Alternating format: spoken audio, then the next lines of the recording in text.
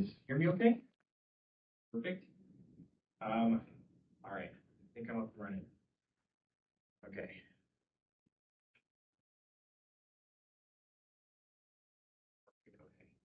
Well, thanks everyone for inviting me, for taking an interest in what we're doing. A brand new member. It's really fun for me to be able to talk about what the Ghost Town Club is doing to a group of really smart, really serious people. I am a GIS amateur and I'm pretty new to the field. It's not my day job. So a little bit about me. I have an IT background. I do small business IT. That's my wife and the dog. They've been partners in crime working on this project for a while. I live up in Chaffee County in Buena Vista. And yeah, I've been involved with the Ghost Town Club for probably 4 years now. A little about the club itself. It's founded in '58, so it's 68 years old this year. We explore, enjoy, and preserve historic sites all throughout the western U.S. We mainly focus on Colorado, but we don't limit ourselves to just this state. We research, visit, and teach on these places, and we donate to preserve them too. And we try to document and capture them as well to save as many of them as we can in some form before they're lost to time and decay. As an example, that's some of you may recognize some of these places, by the way. So that's the Duncan House, well-known home in the Animas Forks Ghost Town in San Juan County on the Alpine Loop. It's one of my favorite structures. We do occasionally work on preservation projects like that. We've done a lot of donations. We started that program in '78. We've done almost 200 of them. We do a couple of them every year. We've donated at least probably 55,000. We're missing some data for about 10 years. We don't know how much we've done. We've done almost 600 field trips to historical sites. We plan anywhere from 2 to 8 of them per year. We have about 85 current members. And by one estimate, there are at least 700 ghost towns still in existence in some form across the state. Whether that's a full-on structure, several structures, foundations, footprints, artifacts even, just down to tin cans, as well as those that are completely extinct altogether. Oh, that is the town of Summitville, which is down in Rio Grande, just next to the Summitville Superfund site. That is a very extensive town, one of our largest ghost towns in the state. So, I'm going to cover just a couple things today. This one is my personal favorite, by the way. This is the town of Silver Lake, also in San Juan County. That one's up in the upper Arastra Basin. You have to shimmy up an old steel cable to reach the upper basin. It's all along the shore of this lake. It's a very magical place. So, go into the club a little bit, the challenges they're facing, the map viewer itself, which is what we built to try to solve some of those challenges, the software we use to build the map. I'll demo the map for you in real time just so you can see what it looks like. I've got time. I'll go into what we thought about as we were planning the build of the whole thing, future items for the rest of this year, and questions if we have time and if you have any. That one is the Silver Ledge Shaft House. I think it's one of the largest freestanding ones still in the state. It was also in San Juan County. That was a tungsten mine. The club's got declining and aging membership. I think at its peak, it was 180 members in the late 60s. It was so popular, in fact, that it started a second overflow club for those people who wanted in but couldn't get in because we would have exceeded our maximum occupancy in the space we were meeting. So they called that club the Maverick Club, and they would go off and schedule their own field trips. Since then, the membership has gradually aged and declined, members die out. And we notice more generally that interest in history kind of wanes anyway these days. That's part of what we're trying to fight with the creation of all this stuff. As our membership dwindles, we've got a very, very tight budget. Our entire digital budget for the year is just $400, and that's not just for maps. It's for everything we buy: domain names, Zoom, web hosting, you name it. We've got a growing physical archive. We have an entire basement full of photos, slides, negatives, articles, original works that are all in desperate need of digitization. So that's a separate effort we're undergoing. We're a C7 like GIS Colorado is, so we're a social club. That means we can't raise much funds from outside members. We're working to reincorporate as a C3, but that's a long process. So for the time being, we don't have much money. And we don't have any easily accessible exhibits for new members. We can bring portions of our exhibits into our monthly meeting space on occasion, but that's a really tough ask. And if we had more of this available, I think that we could really draw new people in. That one there is the Frisco Bagley Mill. That's actually just up the road from Animas Forks, where we saw the Duncan House. The structure is still standing. It's really neat to walk inside of this one, by the way. Each structural beam are individually numbered because every single board that comprises this building was manufactured elsewhere and carted in up the 4x4 road. It's a really unique structure.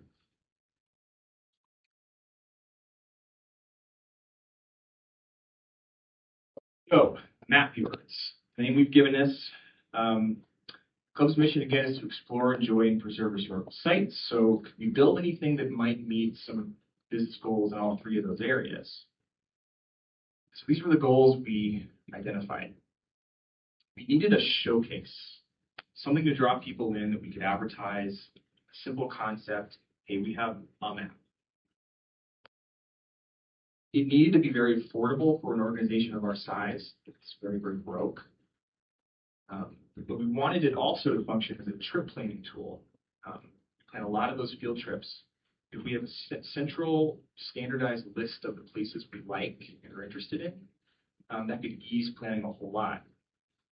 We also wanted to see if we could incorporate the archive material we scan into the map to make it a sort of spatial archive browser. And finally, we wanted to aid in our preservation program too. Can we use it to identify future donation candidates, past donations, even other parallel projects run by other organizations? We partner with HistoriCorps and Colorado Preservation Inc., and we donate a lot of money to those guys to do a lot of good preservation work. So what's in the map viewer? I think I counted the features. Got about 134,000 of them. That's an estimate. That's points, lines, polygons, you name it. We're filtering all of those down into 60 layers. Those come from 19 individual data sources. We've also incorporated 30 external searchable services into the user interface of the map. So as you're looking at a feature in particular, you might want to go Google that or look up some images or Colorado historical newspapers, and we let you do that in just a single click. Saves you from having to copy and paste and open a new tab by hand. As well, we have our own data products, our own layer. We've just started populating that. We have 85 places in there so far. We wanted to map enough to see whether we like the process, and we think we do, but we paused that effort early on, and that was deliberate because we've got a separate initiative where we're reaching out to authors, academics, historians for guidance on how much should we map and how much is too much. Because we want to make sure we map some of these places responsibly.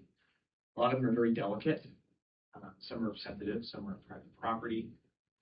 And we don't want to make sure that we want to make sure that we don't end up in a situation where a new member joins, they pay their dues, and suddenly they have all of this data. Will they misuse it?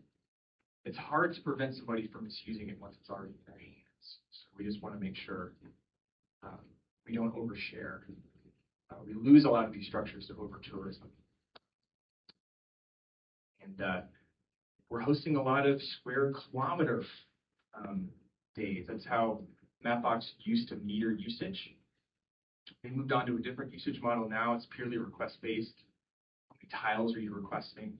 We're grandfathered into the previous model, and we kind of like that because you save a lot of money,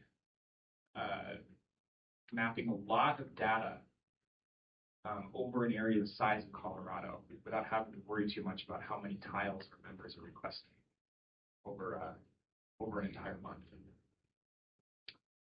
Really quickly, here are some visualizations, just some of the layers in the map chosen at random. These were screenshots taken from the Mapbox tile previewer. You can kind of visualize some of the density here. The upper left, that's like a heat map for the historical Topo map collection. It's really interesting to see which quads were more popular. Those are the 7.5-minute quads. We have some great mine layers as well, historical regions, and preservation projects also. So what did we actually build this with? Well, we used a lot of Google stuff, again, because our budget's so tight. So we used Workspace, plus essentially YouTube. Built the sites surrounding the map on Google Sites. We're hosting videos in YouTube. We're doing our authentication with Google Groups. So we are requiring members at least to access the private password protected site to have a Google account, since Google Groups requires you to sign in with Google. And we're using Pinpoint to carve up our large archive data sets. We've got over 1,000 issues of the Club Zone newsletter called the Gazette. And if you haven't used Pinpoint before, it's a really cool tool. It surfaces place names and people names across as many separate files as you might have in a collection. So it's a really cool way to discover new names that you may have never heard before. We're using Bunny to deliver data into the map. That's our chosen content delivery network. Icons, certain image files, and fonts. We're using GLJS version 3 to actually render the map. Mapbox tiling service to process large data sets, larger than what the studio can handle, which is their web interface. We've embedded Draw to give members some very rudimentary markup tools like points, lines. You can measure area of shapes, that sort of thing. And CSV to GeoJSON, which allows the map today to render our inventory points. That's again our own layer from a Google Sheet where we're storing those points today. We prepped all this data in QGIS. For our archive scanning, we're using open source software. We're OCR and PDFs. We're generating PDFAs. We're verifying compliance with the PDF standard with Vera PDF, because our whole goal is we want these PDFs to still be functional decades from now. And we're producing mainly TIFFs for our image scans. And finally, we're using Dropsuite to back up the whole thing. So that's plugged into Google Workspace, so it backs up Drive and Sites. Okay. Oh, I'm sorry. That's the Colorado Boy Shaft House. That's a gold mine. That's just off the $1 Million Highway in between Uray and Silverton. You can see just off the highway. That one's already been restored, and you can actually walk inside of that thing. There's a trail just behind it. It's another really good example of a 100-plus-year-old shaft house. Okay, now on to the demo. Okay. That's one of my favorite tram houses. Cables ran between those and tram stations, smaller stations, or suspended ore buckets would travel down, dump. So you can see the ramps kind of that you can see my mouse. They would dump ore down chutes to be picked up in larger containers and carried off. This one is in the historical Leadville mining area outside of the town, next to a ghost town called Stumptown. Okay. Oh, okay.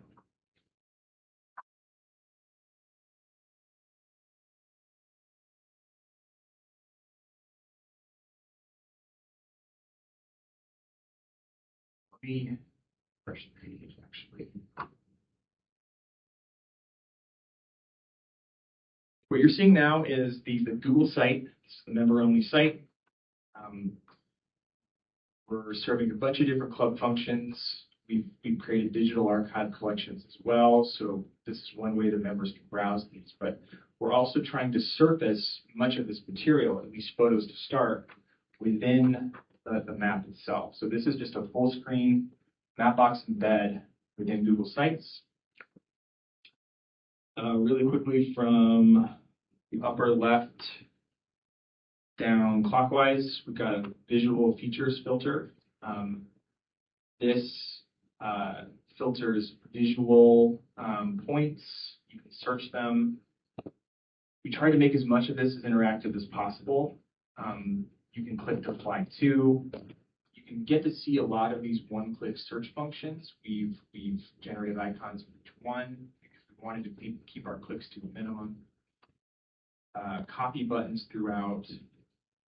We have our attribution. We've named this black box up here inspector box.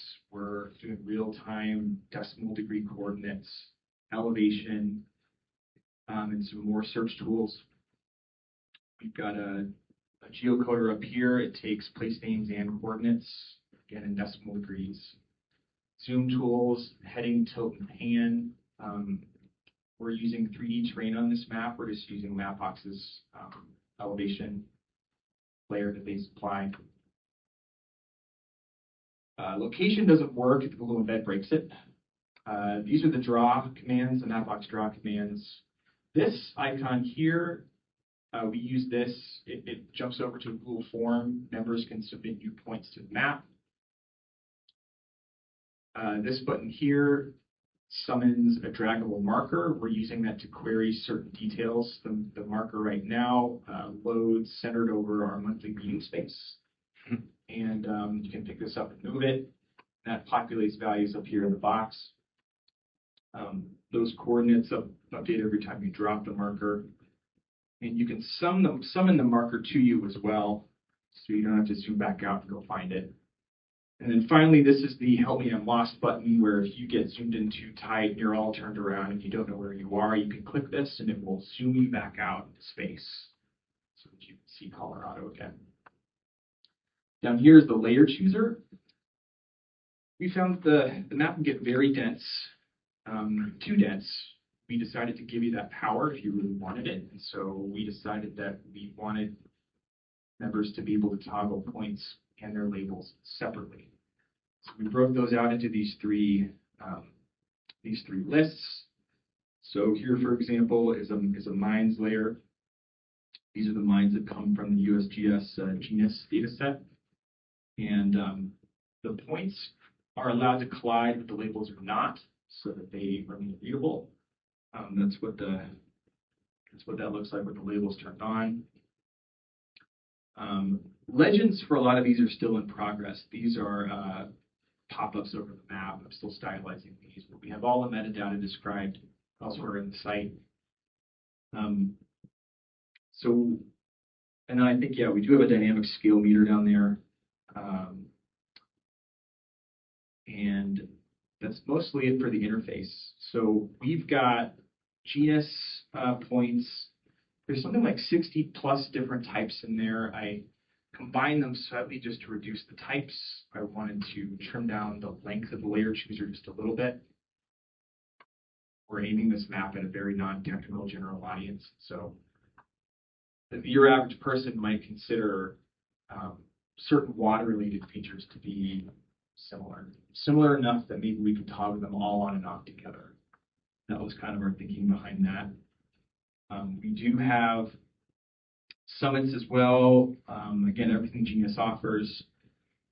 We're using also data from certain publications from the Colorado Geological Survey. So they did a really cool study on abandoned mining lands, including a nice set of photos from the mid-90s, many of which feature a lot of these sites that we go tour. So that's a very neat collection of photos.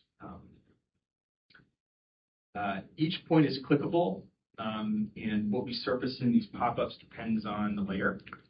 Some contain a lot of the fields that came along with the data sets. A lot are mine related. And again, we offer, for example, for mine data sets, we offer one-click searches off to mine sites like Mindat and Diggings, again, just to help make these places easier to research. Members often want to know what was primarily mined in any particular mine. What was the primary mineral? Is it still owned? Is it a past producer? how much did it produce, who's on the claim, is it patented, those sorts of things. We also have a couple polygon layers. We've got historical metal mining districts and coal regions as well, also in the geological surveys. It's really nice to know what these were called.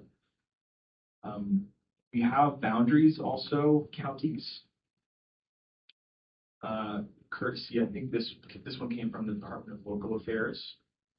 JJ, he's the great guy that runs a site, some of you may have heard of this one, called the Historical Marker Database. So they gave us permission to use their points out of Colorado. For data sets like these, we're not embedding really any of the data within our map. We're just linking off to these external sites. This is a great one. You can view really high resolution images crowdsourced of actual signage scattered around the state. We do also have our previous preservation projects. This one's still a work in progress. Again, this one contains projects from Colorado Preservation Inc. and also HistoriCorp, as well as projects we worked on. Here's our inventory. This one is, kind of our own layer. I know that a lot of you, I think, work for Denver Water. And so maybe I can highlight the South Pod Hotel, which I believe is a property that Denver Water owns. This is a really neat structure. So yeah, we've designed this pop-up a little bit differently. We're surfacing images for these points from the underlying Google Drive file storage. And you can pop these out into a full screen view. We're trying to use really high resolution images to allow members to mark these images up and let them tour them, from the comfort of their homes. I think it's a really fun thing.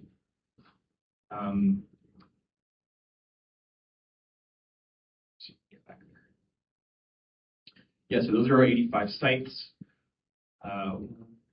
My wife's got about 1,500 points that she's collecting just privately that she's slowly adding to this map. And again, that's what's on hold as we work to find out how much can we really see with the map.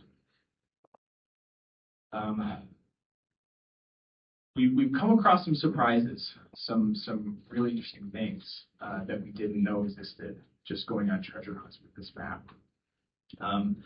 We've got National Register of Historic Places from the NPS.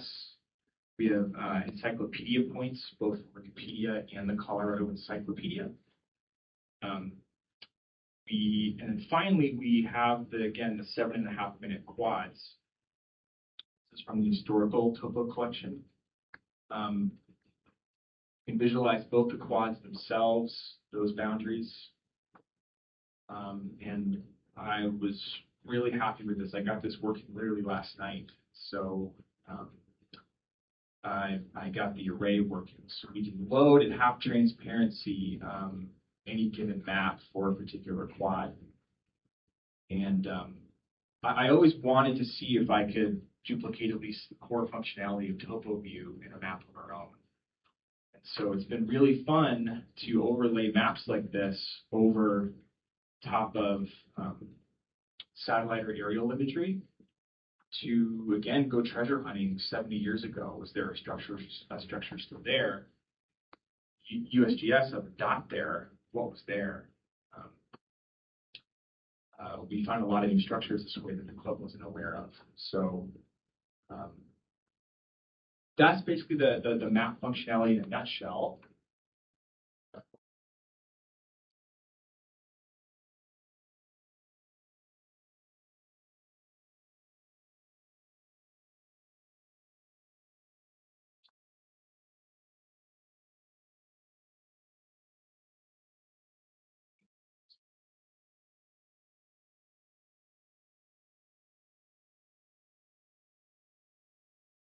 There we go. A little bit about the stuff we thought about. This actually started as a hobby project. I just wanted to learn to make a map. So originally, it was just the Mapbox map, plus data that I could upload to Studio. There was little consideration given to the infrastructure behind it, Mapbox alternatives. Mapbox was initially attractive just because there was a lot of great documentation and a very generous free tier. So I said, fine, I'll hit the ground running. I'll see if I can learn it.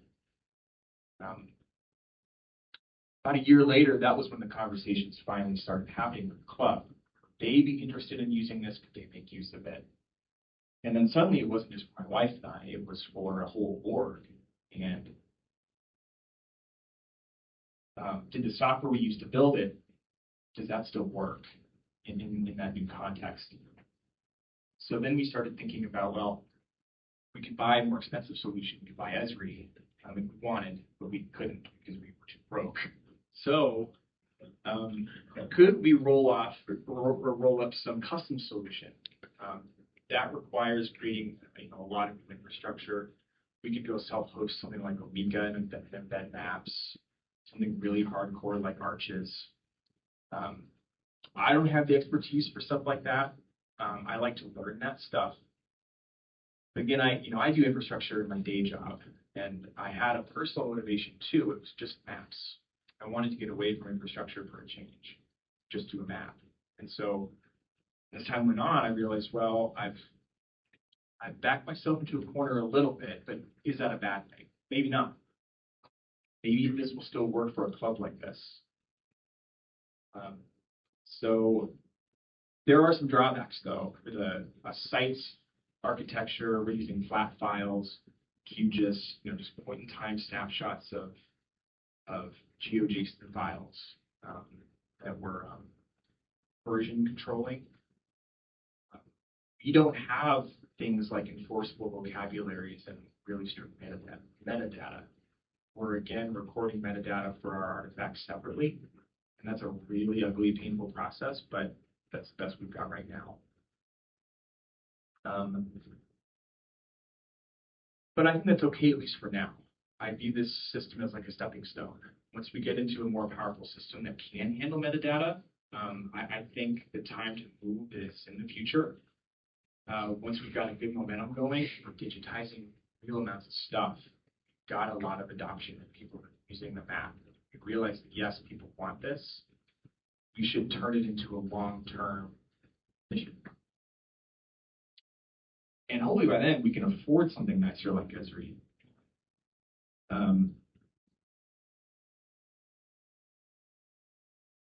Google Sites is so easy. It's like the easiest website builder I've ever used. And that's a big benefit to a club like this one, where everybody's very non-technical. And so non-technical, in fact, that I could even recruit help. I already have a committee who's helping me build this site. And I don't know that I could say the same thing about a number of other tools. So that's definitely a strength. But again, Google Auth is required, and it's completely proprietary. So I can't just export the site out, go host it somewhere else. There are some dangers, and it would be a little painful to rebuild the site. But again, most of our content are files plus the map. So a rebuild wouldn't be the worst case scenario. In terms of budget, we try to stick with fixed cost software wherever we could, because runaway bills scare me, especially as a personal project. Even Bunny, our CDN, allows us to cap spend per month. Mapbox is the only real service that doesn't. So we're just keeping a close eye on that. There's no real way to monitor usage programmatically. But they've got a really generous free tier, so we feel comfortable with it, at least until their pricing model changes. Who knows when that might happen. We're spending under $300 a year. I think our current bill is $280, and that's mainly Google and Zoom. The map costs us nothing, and Bunny costs us $1 a month. So this is a truly budget, very, very tight budget solution. Yeah, we're hoping that we can attract enough new members that we can sustain the purchase of more powerful solutions. Finally, yeah, we're backing this up every day. I feel really good about the backup strategy we have in place. Drive lets us restrict what people can do when they're viewing files in the Drive viewer. That makes us feel better about all the work we're putting into what we're digitizing.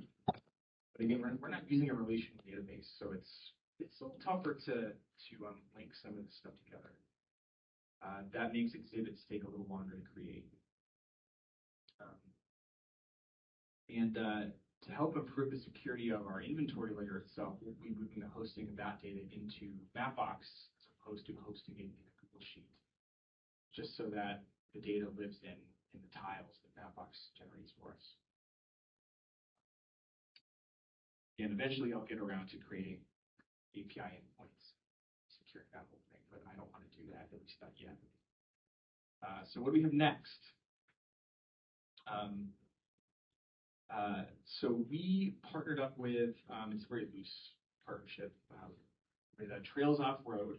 They're a small little business based in Lakewood. They make a smartphone app subscription service. If you want to go off-roading, subscribe to their app, and you can learn all about roads in Colorado, condition reports, reviews, photos, all that kind of stuff. These guys love ghost towns, so they gave us our blessing to create our own roads layer and link to their road pages and maps. So we can point our members to a really good source of trail info in case they want to go four-wheeling and explore some of these places on their own. I want to start adding mine hazard area polygons. That's another feature that a geological survey published as part of that in Mining Lands publication. Past field trips, we've got a PDF spanning the last 50 or so years of full record keeping of all our field trips. In georeference historical maps, the club's got a significant collection of those that are, again, sitting in a basement somewhere. So we want to overlay those just like we are in historical topo maps.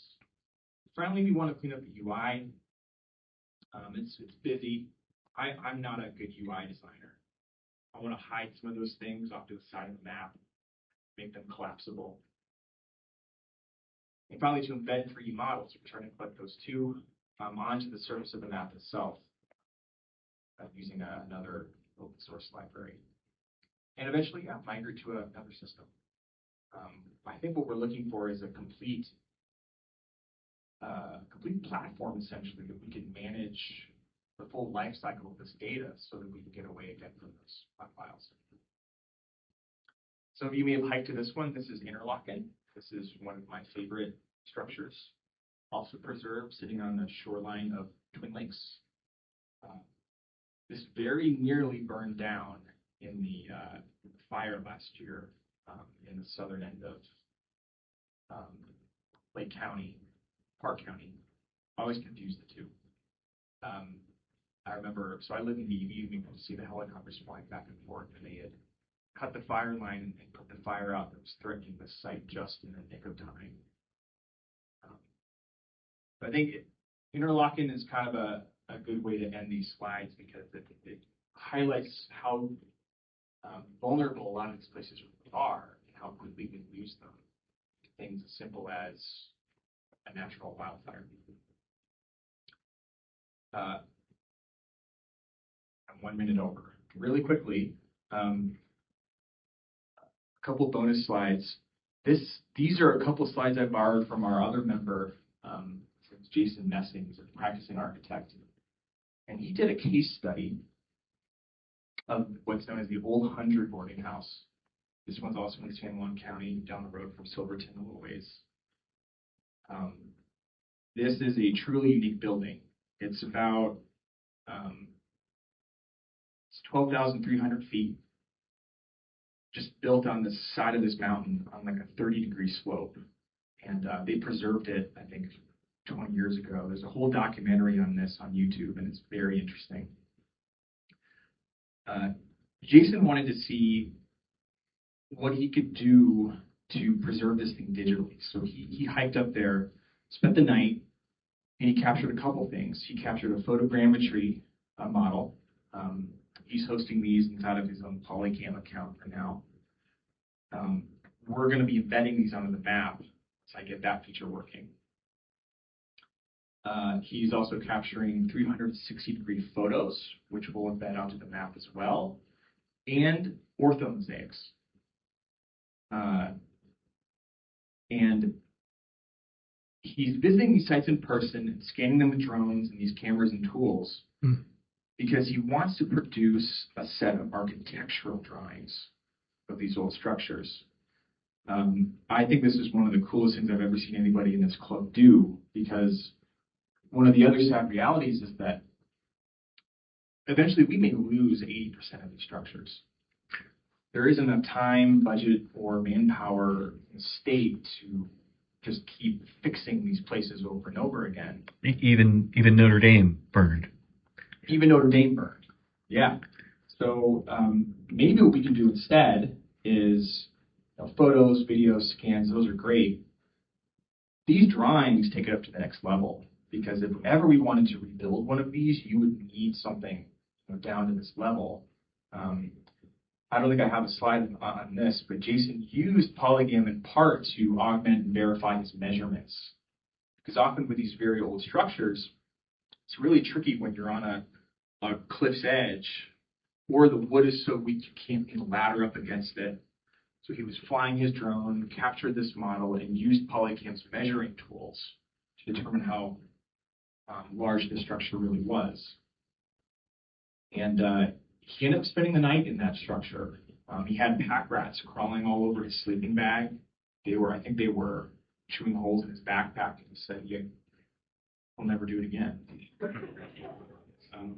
So yeah, I think historical structure, abandoned structure preservation is a whole nother ballgame. Any questions? Sorry, I'm slightly over. Has this club involved with Voorhees Pass preservation at all? I think so. Do you? It's in Summit County. Do you have a particular project in mind? I just think it's really cool up there. Oh. I love going up Voorhees Pass. They got like an old post office. It's one of the only towns that's above tree line. Yeah. We're working on actually our preservation chair, Jason. I think he's got he's been working on publishing a similar PDF, like a full accounting of all the projects we've worked with. I don't think it's ready quite yet, but I wouldn't be surprised if we donated to a number of those structures on Voorhees Pass. Yeah.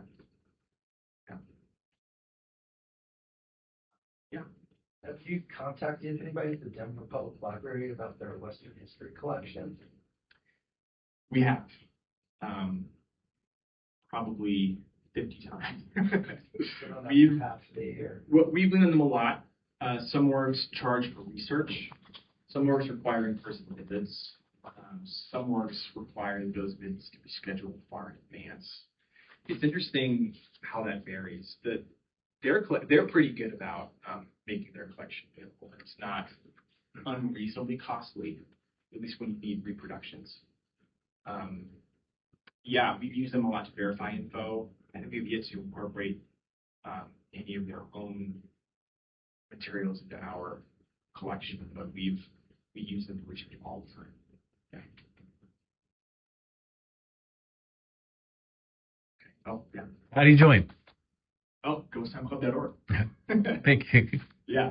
Ghosttimeclub.org. That's the Pozo Mineshaft House. I don't know that much about that one, but that's one of my favorite photos. Thanks to my wife, she donated most of the photos for these slides. She's got thousands of photos. They're all great. Yeah, ghosttimeclub.org. If you're interested in joining, or even just attending a program, we do Zoom in person. We meet at I-25 in Yale. There's an old church there that we've been just meeting in for like decades now at this point. Oh, yeah, I'm sorry.